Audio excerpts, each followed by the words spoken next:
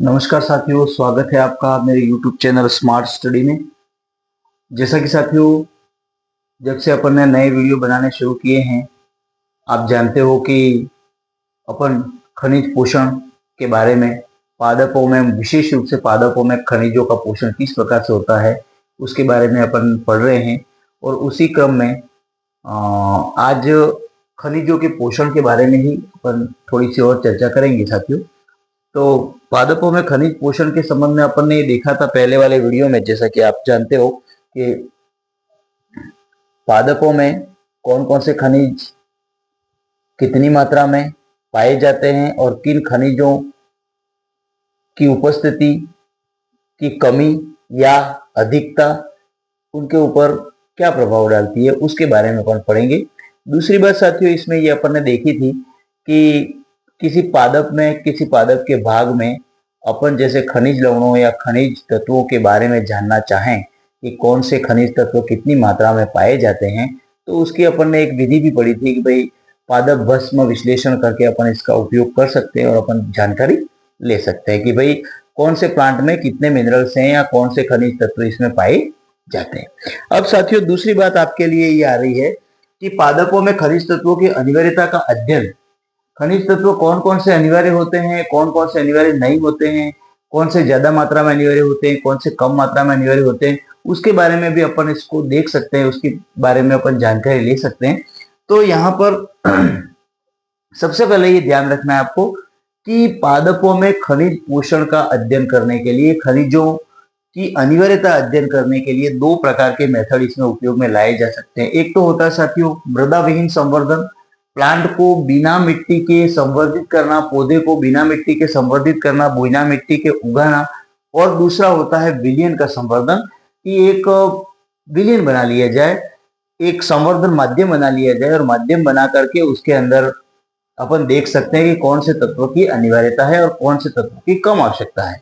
तो यहाँ पर मृदा विहीन संवर्धन में साथियों बिना मिट्टी के बगैर पादपों को ग्रो करवाने या संवर्धित कराने की जो विधि होती है उसको अपन मृदा विहीन संवर्धन कहते हैं। जैसा कि आपने पहले कई नाम सुन रखा होगा, पढ़ने में आया होगा आपके, जिसको हाइड्रोपोनिक्स कहते हैं। यहाँ पर आपके सामने मैंने लिख रखा है हाइड्रोपोनिक्स। ये हाइड्रोपोनिक्स जो होता है वो प्लांट संवर्धन या पौधों के संवर्धन की ऐसी विधि है जिसमें पौधों को बिना मिट्टी के उगाया जा सकता है, बिना मृदा के उगाया जा सकता है। अब आपके दिमाग में विचार आया होगा कि बिना मिट्टी के संवर्धन करने के लिए ऐसा माध्यम अपन को तैयार करना पड़ता है जिसमें मिट्टी में मौजूद सभी प्रकार के तत्व इसके लिए उपलब्ध रहे। तो साथियों, इसके लिए या तो पानी में उसको संवर्धित किया जाता है, बिना मिट्टी के पानी लेकर के भी इसका संवर्धन करवाया जा सकता है। और दूसरा, आप ऐसा माध्यम बना लीजिए, ऐसा संवर्धन मीडियम तैयार कर लीजिए जिसमें सभी उपलब्ध जितने भी उसके लिए आवश्यक तत्व हैं वो सब इसके अंदर मौजूद हैं। तो बिना मिट्टी के भी आप उसका संवर्धन कर सकते हैं और इस मेथड को अपन हाइड्रोपोनिक्स कहते हैं। इसको क्या कहा जाता है? हाइड्रोपोनिक्स कहा जाता है। अब साथियों, यहाँ पर ये ध्यान रखना है कि जैसे अपन हाइड्रोपोनिक्स करने जाएं तब विलयन जो तैयार करें, पोषक विलयन जो तैयार करें, उसमें दो प्रकार के पोषक विलयन हो सकते हैं। एक तो सामान्य पोषक विलयन हो सकता है और दूसरा होता है न्यूनीकृत पोषक विलयन। सामान्य पोषक विलयन ऐसा पोषक विलयन जिसके अंदर पौधों के लिए आवश्यक जितने भी पोषक तत्व हैं वो इसके अंदर पाए जाए, उसको अपन कहेंगे सामान्य पोषक विलयन। और ऐसा पोषक माध्यम या विलयन जिसके अंदर कुछ तत्व ऐसे हैं जो आवश्यक हों और वो अपन नहीं रखें, तो इसको अपन कहेंगे न्यूनीकृत पोषक विलयन। तो यहाँ पर ये दोनों पोषक विलयन अपने लिए होते हैं। अब इसके अलावा द्रव संवर्धन, हाइड्रोपोनिक्स, बालू संवर्धन, केवल बालू या सॉइल जो होती है उसके द्वारा भी प्लांट का संवर्धन किया जा सकता है, उसमें भी अपन को ये आवश्यक पोषक तत्व रखने होते हैं। और एक मेथड होता है वर्मीकुलाइट, ये भी उसी तरह का जो मेथड है उसको अपन वर्मीकुलाइट कहते हैं, जिसमें भी बिना मृदा के पौधों को उगाया जा सकता है साथियों। अब यहाँ पर अगर पोषक विलयनों की बात आती है या जिसको अपन कहें संवर्धन माध्यम की बात आती है, तो संवर्धन माध्यम में आपको ये चीज ध्यान रखनी है कि यहाँ पर एक इसके संवर्धन जैसे ही विलियन का नाम आता है, पोषक विलियन का नाम आता है, यहाँ पर एक नाम आपके सामने स्पष्ट आता है, मुरासिगे एवं स्कूग।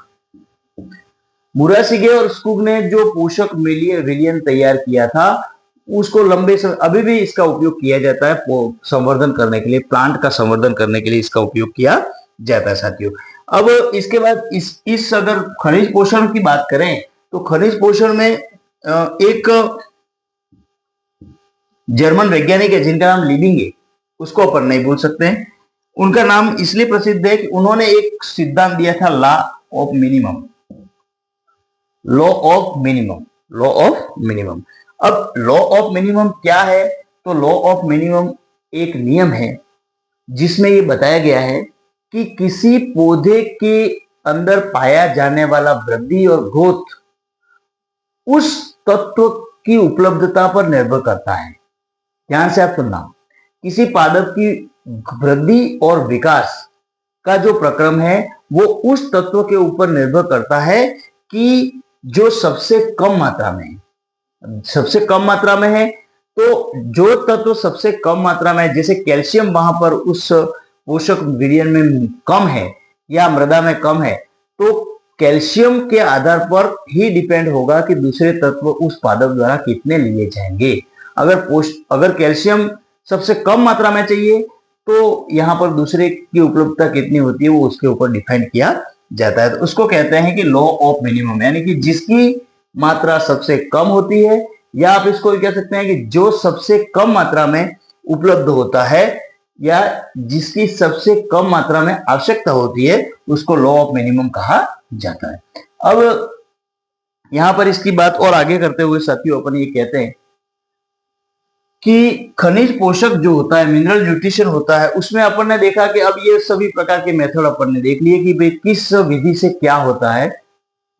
जैसे कि अपन ने भस्म वाली विधि देखी थी, तो उससे अपन को क्या ज्ञात होता है। उसके बाद अपन ने ये देखा कि द्रव संवर्धन क्या होता है, हाइड्रोपोनिक्स क्या होता है, पोषक विलियन क्या होता है, जो विलियन संवर्धन विलियन होता है उसको संवर्धन माध्यम भी कहते हैं, उसको संवर्धन माध्यम भी कहा जाता है। तो इन सब के बारे में थोड़ी थोड़ी जानकारी अपन ने ले ली, और अपना बेसिक जो है वो क्या है, मिनरल न्यूट्रिशन। क्या है? मिनरल। अब हमारे सामने ये बात आती है कि मिनरल न्यूट्रिशन की बात आती है, तो मिनरल न्यूट्रिशन में अपन को ये ध्यान रखना है कि कितने ऐसे, अब यहाँ पर मुख्य बात ध्यान में रखनी है आपको कि ऐसे कितने तत्व हैं या ऐसे कितने खनिज हैं जिनका उपयोग पोषक तत्वों के रूप में किया जाता है। खनिज तो बहुत सारे हैं, लेकिन कौन कौन से तत्व जो हैं वो ज्यादा पाए जाते हैं और उनकी उपलब्धता आवश्यक रूप से होनी चाहिए, तो ये अपन अब पढ़ेंगे अपन। तो यहां पर आपको ये साथियों ध्यान रखना है कि मुख्य रूप से 17 प्रकार के खनिज तत्व पाए जाते हैं। आप राइट डाउन कर सकते हैं, उसको याद रख सकते हैं अच्छी तरह से। बहुत इंपॉर्टेंट चीज बता रहा हूं मैं यहाँ पे कि 17 प्रकार के खनिज तत्व पाए जाते हैं। कितने पाए जाते हैं? 17 प्रकार के, 17 खनिज तत्व होते हैं। उसमें 3 जो होते हैं वो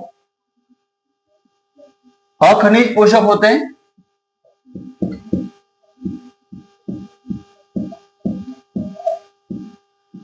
और 14 जो होते हैं, 14 वो खनिज पोषक होते हैं। ये दोनों चीजें ध्यान रखनी है आपको। 3 जो होते हैं वो अखनिज होते हैं, जिसको अपन कह सकते हैं कि non mineral nutrition, non mineral, और ये है मिनरल,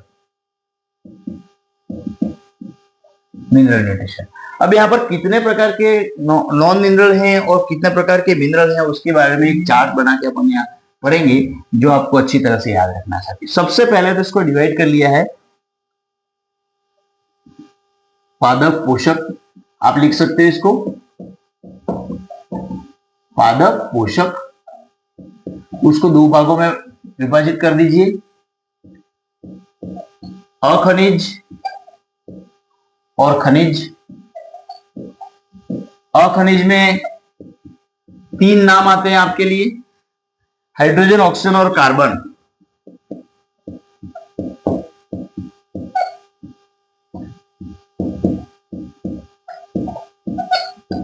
और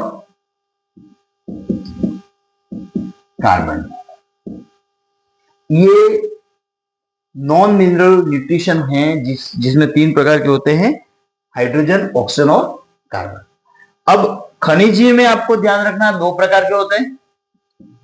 एक तो आ जाएगा आपके लिए बृहद प्राथमिक बृहद मात्रक, और एक आ जाएगा आपके द्वितीयक बृहद मात्रक। अब 2 भागों में इसको बांट सकते हैं, प्राथमिक द्वितीयक से बाद में आएगा। सबसे पहले आ जाएगा बृहद मात्रक और सूक्ष्म मात्रक, तो इसको इसी लाइन में आप लिख सकते हो।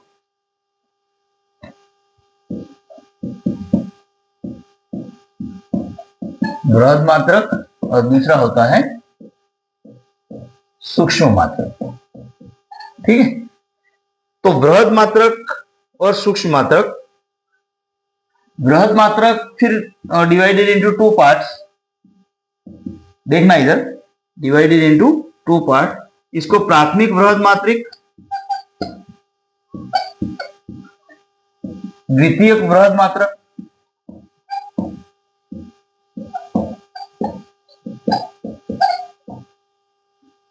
ठीक है, प्राथमिक बृहद मात्रक और द्वितीयक बृहद मात्रक। प्राथमिक बृहद मात्रक में आपको याद रखना है नाइट्रोजन,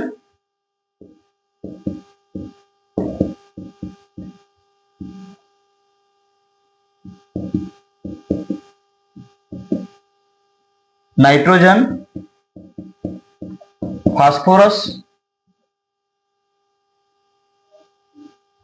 और थर्ड वन जो है पोटेशियम। ये प्राथमिक बृहद मात्रक हैं। उसके बाद द्वितीयक बृहद मात्रक में 3 भाग हैं, कैल्शियम, मैग्नीशियम और सल्फर। याद रखना इसको। अब यहां पर अपने पास एक और है सूक्ष्म मात्रिक तत्व। अब सूक्ष्म मात्रिक तत्व में आप नोट कर सकते हो बोरॉन, कॉपर, क्लोराइड मतलब क्लोरीन,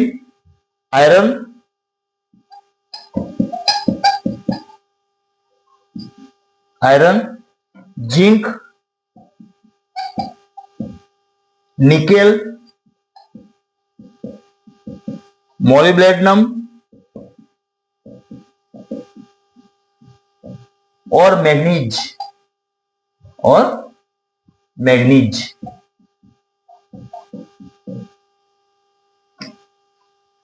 अब देखिए साथियों, ये एक बार और मैं इसको आपको रिवाइज कर देता हूं। आपको अच्छी तरह से याद रखना है कि पादप पोषकों को 2 भागों में बांटा गया है, अखनिज और खनिज। अखनिज में तो आप समझ गए कौन कौन से आ गए, हाइड्रोजन, ऑक्सीजन और कार्बन, CHO। जो CHO करके भी आप इसको याद रख सकते हो। ये आवश्यक है, बहुत ही आवश्यक न्यूट्रिएंट है, लेकिन कैसे है ये अखनिज। खनिज में 2 टाइप है, एक तो बृहद मात्रक और एक सूक्ष्म मात्रक। ठीक है, बृहद मात्रक में फिर भी 2 डिवाइडेशन है, प्राथमिक बृहद और द्वितीयक बृहद। प्राथमिक बृहद में नाइट्रोजन, फास्फोरस, पोटेशियम, ये प्राथमिक रूप से पाए जाते हैं, आवश्यक हैं। द्वितीयक में कैल्शियम, मैग्नीशियम, सल्फर। इसके बाद ये तो हो गए आपके बृहद मात्रक तत्वों में। अब आता है सूक्ष्म मात्रक में। सूक्ष्म मात्रक में boron, copper, chlorine, iron, zinc, nickel, molybdenum और मैग्नीज, Mn। तो ये 17 प्रकार के तत्वों के बारे में आपको थोड़ी सी जानकारी मैंने दे दी है साथियों, कि कौन कौन से तत्व कितनी मात्रा में पौधे के लिए आवश्यक होते हैं। और ये चार्ट को आप अच्छी तरह से याद कर सकते हो। इसका दूसरा वे ये भी है कि आप इसको इस तरह से लिख करके याद करें, जो बहुत इजी रहेगा। तो मैं आपको इजी तरीका भी बता देता हूं साथियों, ये ट्रिक्स के रूप में भी आप याद रख सकते हो। जैसे कि प्लांट न्यूट्रिशन लिखेंगे सबसे पहले, plant nutrition divided into 2 part, how many part? 2 part.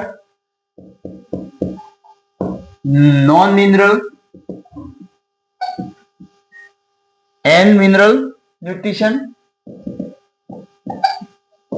Okay, mineral and non-mineral, and mineral are divided into three part. Hydrogen, या इसको इस तरह से CHO. Mineral are divided into 2 part. How many part? Macronutrient, macro and micro. Macro and micro.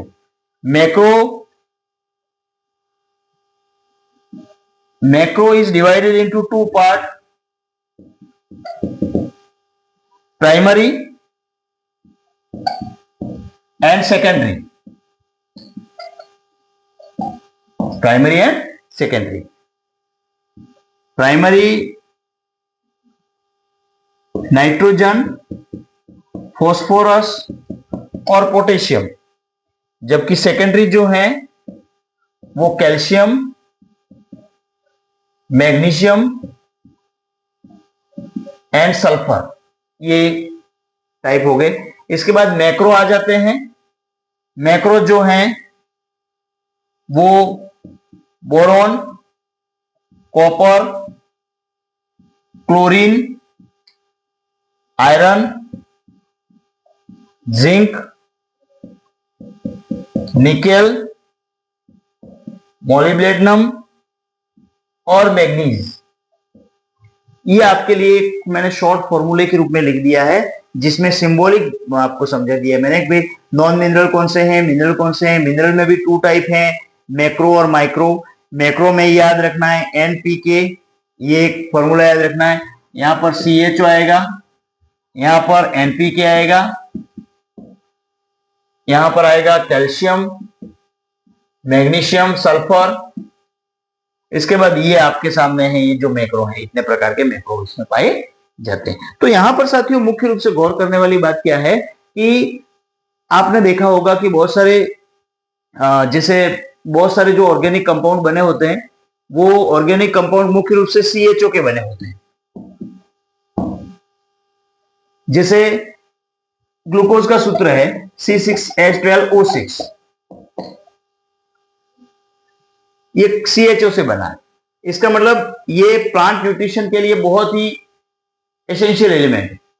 उसके बाद mineral जो है, mineral में आप देख रहे हो कि आपने देखा होगा कि जैसे यूरिया की जो थैलियां होती हैं, DAP की जो थैलियां होती है, कहीं आपने खाद अगर देखा हो, न्यूट्रिएंट देखे हैं जो अपन फसलों में डालते हैं, उसके ऊपर, इन थैलियों के ऊपर NPK लिखा होता है. नाइट्रोजन, फॉस्फोरस और सल्फर, सॉरी पोटेशियम और फॉस्फोरस, नाइट्रोजन, पोटेशियम और ये आगे आपके कैल्शियम, मैग्नीशियम और सल्फर. और ये जो तत्व हैं वो आपके माइक्रो के रूप में जाने जाते हैं. मतलब बहुत कम मात्रा में इसकी आवश्यकता होती है और उसका ज्यादा प्रभाव इसके ऊपर, पौधों के ऊपर दिखता नहीं. लेकिन यहां पर ये जो एलिमेंट है